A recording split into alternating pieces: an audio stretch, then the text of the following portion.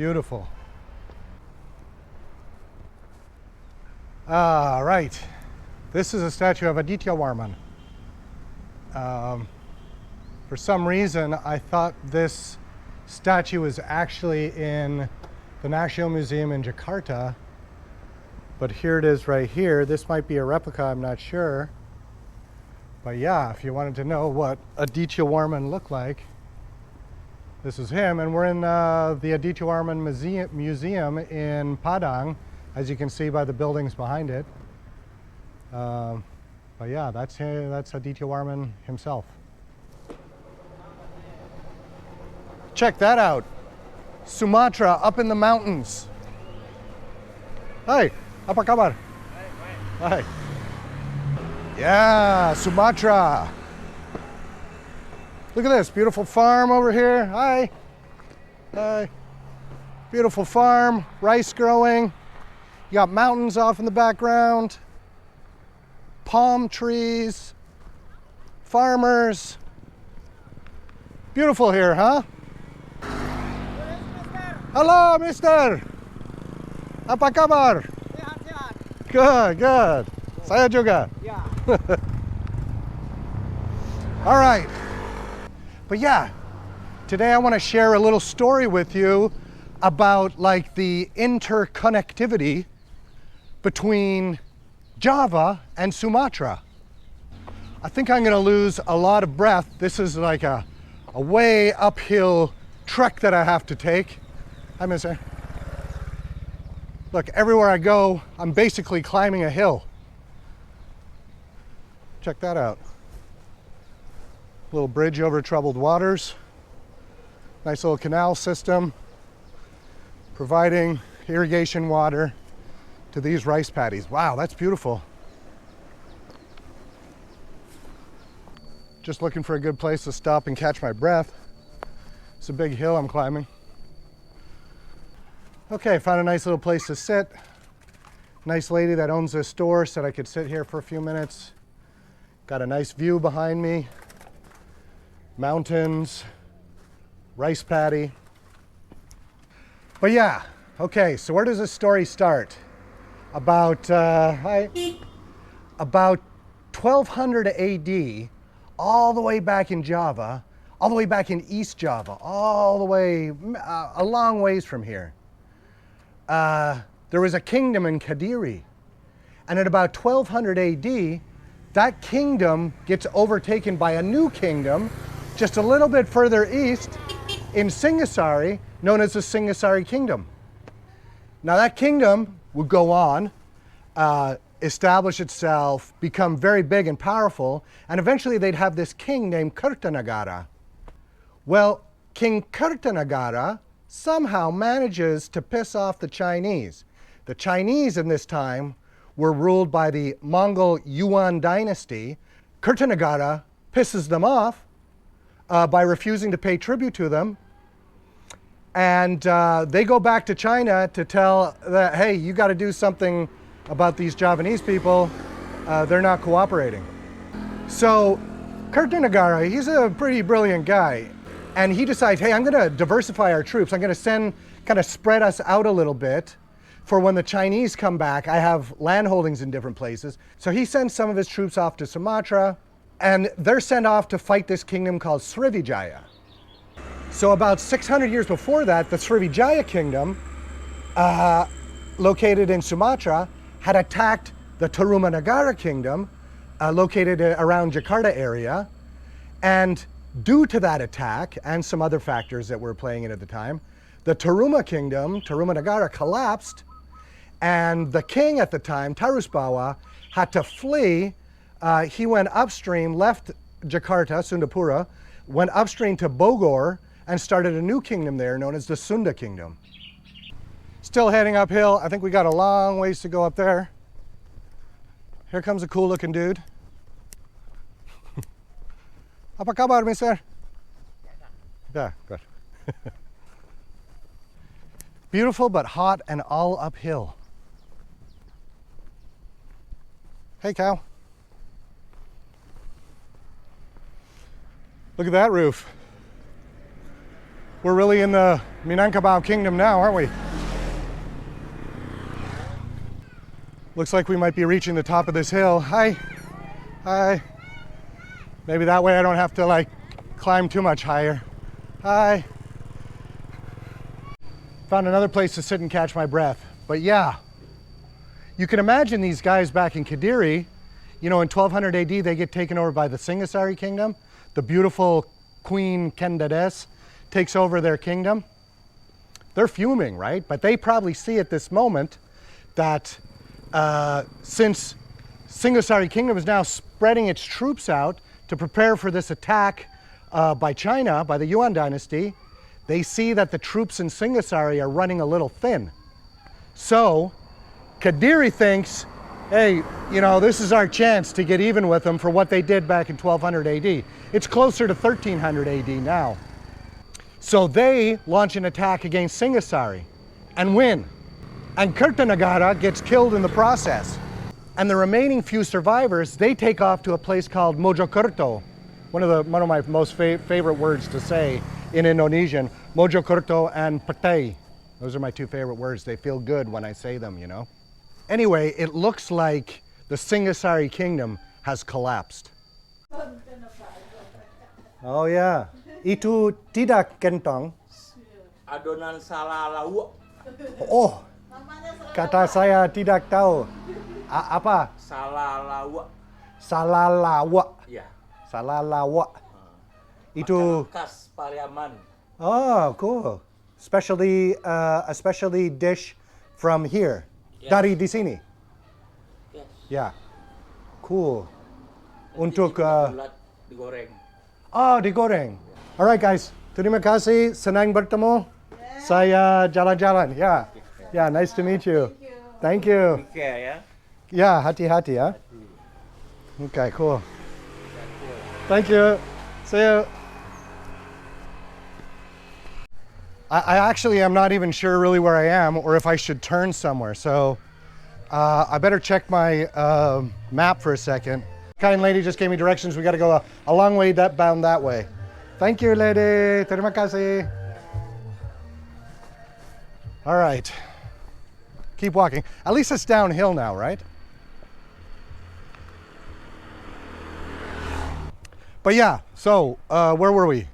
The Chinese are approaching Java. Chinese are approaching Java. They want revenge for Kertanagara's deeds.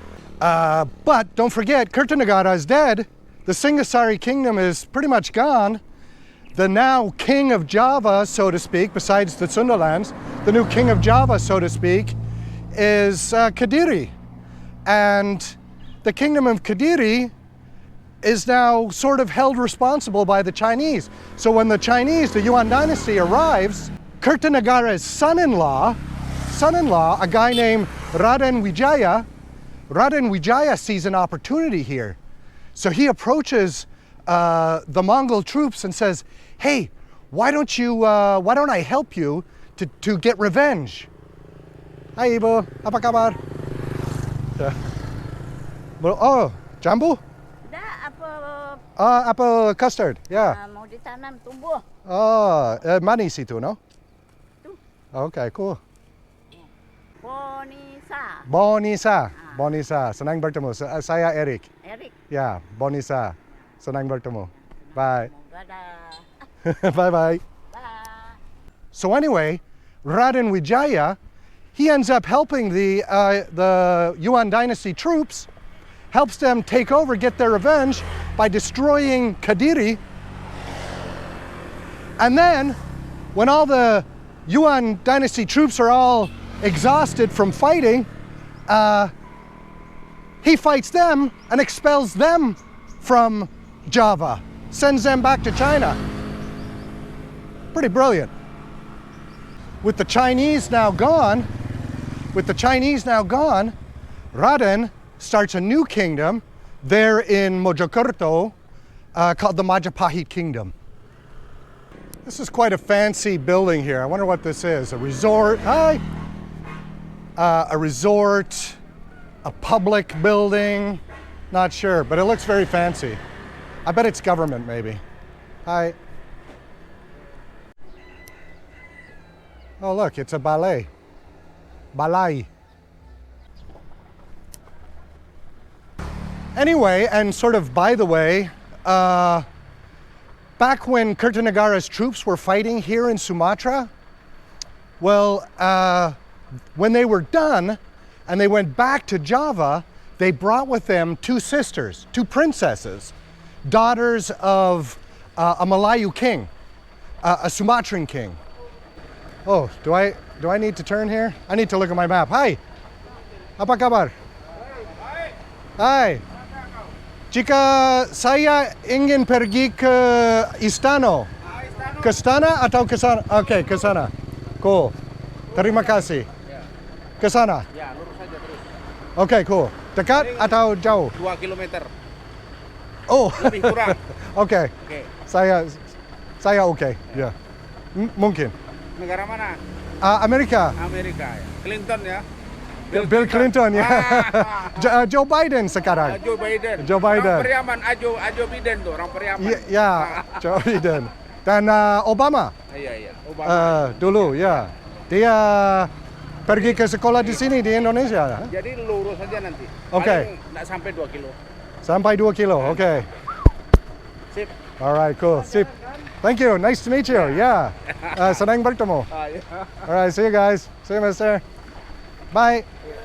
Alright, yeah. So, as I was saying, these two sisters were brought back to Java to be brides of Kertanegara. But Kertanegara is now dead. And the Singasari kingdom is gone, replaced by this new Majapahit kingdom.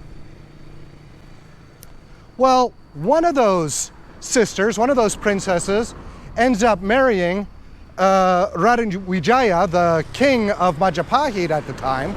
And the other sister, this lady named Darajinga, she marries into the Majapahit nobility, aristocracy.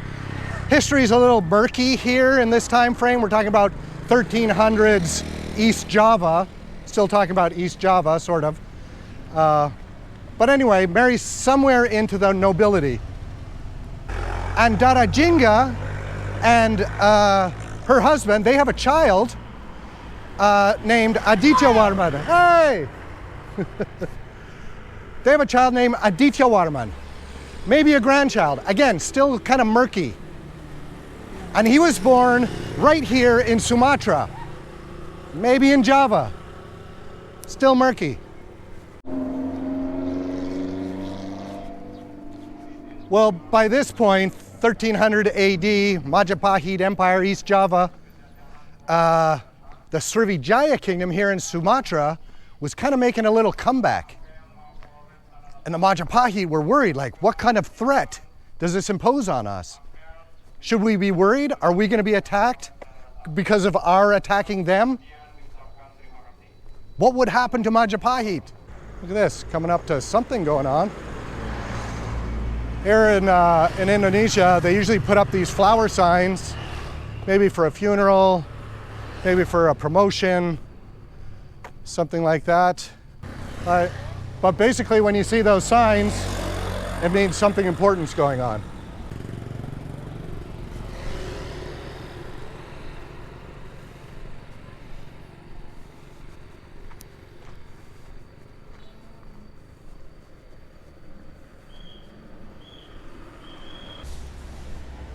All right, yeah, look, Kantor, Bupati, Tanah Datar. So maybe like the regent's office? Here we go.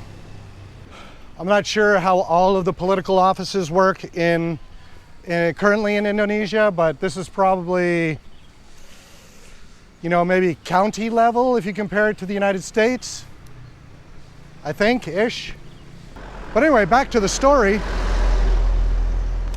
The Queen of Majapahit now, because we're jumping ahead a little bit. The Queen of Majapahit, oh man, I just saw what we're heading to. Check this out.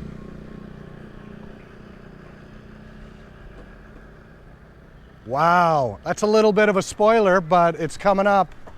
I couldn't not let you guys see that beautiful view. Wow, let's look at that again.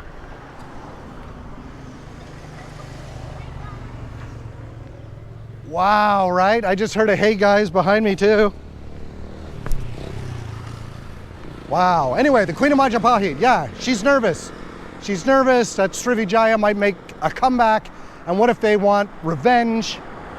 So she appoints this prime minister, a guy by the name of Gajah Mada. And Gajah Mada, her and Gajah Mada, they like this idea of Nusantara, this sort of idea that grew out of Kertanagara. They like the idea of uniting Indonesia, all the islands together under one empire. But to do that, they would need some sort of a king in Sumatra, some guy that they trust, but who could they pick? Well, if you're trying to choose who to pick, hey, if you're trying to choose who to pick, who's going to be loyal to you, how about this guy Aditya Warman? I mean, he's half Javanese, right? And half Sumatran, right? His mother. Why not have him be the king over there in Sumatra? So they call him to court. He comes all the way from Sumatra, goes all the way to East Java, stops there, has a little meeting with the Queen, the Prime Minister, and they say, hey, look, we need you to be the king over in Sumatra. Can you do that? Take care of our little Srivijaya problem. Why not, right? It's good to be king. So he does. He sets off, travels back here to Sumatra, sets himself up as the king of Malayu. And he takes care of this Srivijaya problem. He goes to war with them, and he actually, by the end, that last prince, that last Srivijayan prince, he flees, crosses the strait, the Malacca Strait, goes to Singapore. Can't really hang out too much in Singapore. You know, they got all those chewing gum laws and stuff. He leaves Singapore, he goes up to Malacca in Malaysia and establishes the kingdom there. And that kingdom would then go on to be taken over by the Portuguese in 1511 when they launched the biggest naval campaign in history at that time. A guy by the name of Jorge de Albuquerque and his good buddy Magellan. Yes, that Magellan. And then the Portuguese in turn would get taken over by the Dutch when they team up with the Sultan of Johor. Anyway, I'm digressing. Back to Aditya Warman. He arrives here in Sumatra. He's now king. Hello. Halo. Apa kabar? Apa kabar? Kabar baik. Good. Hello, lady. How are you? Fine. Good, good, good. Satu. Saya satu, yeah.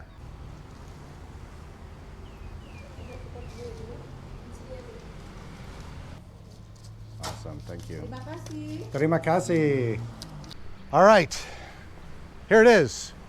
We're at the Estano Basa Pagaruyung. Oh my gosh, look at that. Yeah? Hi. Thank you. Hey, nice to meet you guys. Senang bertemu. Yes. All right, cool. You can guide me Yes, of course. in English. Yes. This is a beautiful building. Thank you. This is a replica. This is a replica. The second replica, actually. The building's beautiful. Thank you so much. Do you get to live in here when you're a guide? No, I live at my house. It's just a museum right now. The roofs are thatched with bamboo? No, from the fiber palm. Palm tree. fibers. Yeah, Okay, palm fiber. awesome. So All hand painted, all this little wood filigree carving. type stuff? Yeah, all the wood hand, carving. by hand. Yeah, by hand. Wow. By the Minang people from here. The wood carver. And so today I'm making a story about the sort of relationship between Java and Sumatra, and that involves Aditya Warman because he was half Javanese, half Yeah. Sumatran. Yeah. My question to you now is, did he live in this building? Obviously not this building, this is a replica, Yeah. but did he live in this building? Yes. He did. Or on 1347. 1347, Yeah, 1347. just 1 year? No, until 1376. 1376, 47 to 76, that's almost 30 years. Yeah. Yeah. First of all, we have to, for Aditya, this is for the king's mother. Or in Minangkabau, we can call Bundo Kanduan. Oh, right, because you have a matrilineal system yeah, here. matrilineal system Okay, here. yes. So the king is over there. Yeah, Oh, wow, that's Yeah. really cool. yeah, because you know this is the rooms for the king, the black one. I and- really like yeah. that. But outside of this palace is the power of the king. Just only inside of this power. Ah, I see. Is this a pipe? Yes. Huh. Yeah, you know the Aditya Varman is a Buddhist. And Islam come to this area around 16th century. So they still use this one. Is that for opium? Yeah. That's what a Yeah. big part of the Padri War Yes. is about, getting rid of opium, right? Yeah, because you know that they have different Bullfighting. opinions about the religions and about Yeah. the cultures. Yeah, so that's why the party wars happen. They also drank alcohol. Yes. Was it like arak like they Yeah, have in tua, Bali? they call tua here. Tua. Okay. Okay. That's the Marapi mountain. That's the mountain. That's Marapi. Yeah, that's Marapi. Actually, there are 3 volcanic mountain here. So that's why we built the big house that is safe from earthquake. So actually, this is the costume for the king in daily life, but the king's crown is not here. And And- this one for the king's mother, or Bundo Kandua. This one. We can call as Tingkulu Tandua, like the horn of buffalo. Yeah. Oh, very cool. Yeah, because you see that the roof of the big house Yes. is look like the horn of the buffalo. Awesome. Yeah, and also this one. Very because cool. it look like the winning of Minangkabau people when there is a buffalo fighting between Java people and Minangkabau people. From here. And actually, in this palace, there is no dining room. They have a breakfast lunch in front of their bedroom. Serve the food look like the rice, the vegetable, the rendang over here. So they will eat together. One dulang for 4 people. Wow. Yeah, they will eat on the north, south, east, and west. They eat together. Very cool. And they will use the hand. Okay, It's so not where, like- where would Aditya Warman have slept? Over there. At the very back. That way. Just look like Oh yeah, I see it now. It's dark, but yeah. right You about can, there. Yeah, you can see the example here. Okay. Yeah. Yeah, just something like that. Yeah, just Oh, nice bed, huh? not too special, just things like that. Yeah, very pretty. And you know, in Minangkabau, if you want to get married, the husband will go to the wife house. Different with other cultures like in Java or in Medan, you have to go to your husband's house. But here, you have to go to the wife's house. So that's why just daughter that live in the big house like this. There's not many matrilineal systems left in the world, is there? Yeah, just if I'm not mistaken, just 5 clans. Yeah, it's only for save the woman. Yeah. So can you see that when there is any like divorce, a man should go from the house, Yeah, and the woman will stay here with her children. I like that. Like that. I like that. I'm a father of 3 daughters. Yeah. Yeah. In Minangkabau, we can see like you are merantau, migration. Merantau? Yeah, migration. Oh, yes. Yeah, you see that Minangkabau culture also ask the young boy to go migration to other area because the big house like this is used for women. Yeah, okay. So the Get the boys out. Yeah. If the boys is still down of 7 age, they will stay here with their family. But up of 7 age, they will go to Surau. Surau is look like small mosque. So Okay. they will live with other people, other boys. And when they are adult, they should go migration. And in Silao, they learn martial arts, I heard. Is that right? Silat? Yes, silat, the history, mengaji, reading the Holy Quran. Yeah, every single thing that A will boy be needs. useful for migration. I love that. Yeah. That's very cool. Yeah. Do people still do that now? Yes, of course.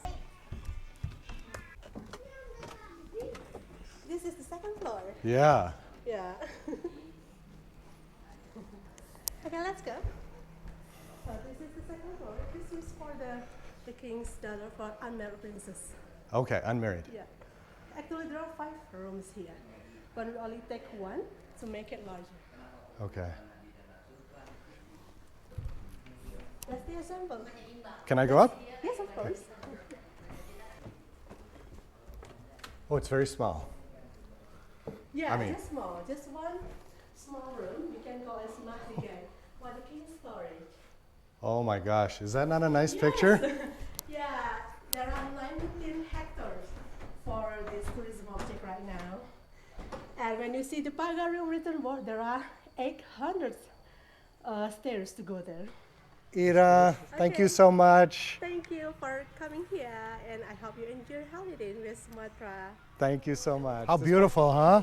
And what a nice little tour we had with Ira.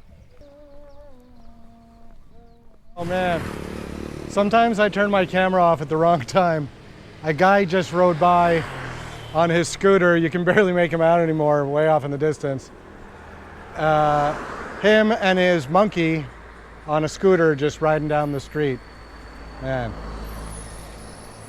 Anyway, yeah, Aditya Warman, he would go on to, build irrigation systems, build houses of worship, and basically become the founder of the Minangkabau dynasty.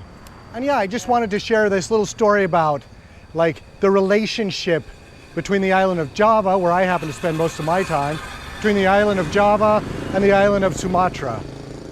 Aditya Warman. Thanks for joining me. Thanks for watching. I'll see you on the next episode.